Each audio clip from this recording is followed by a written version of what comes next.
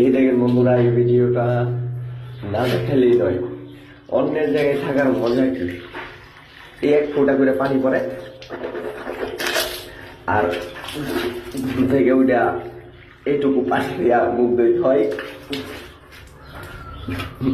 পানি তো মনে করি যে কঠিন ভাবে পড়ে। এইটুকু পানি দিয়ে আমি পাটা দেবো কেমনি?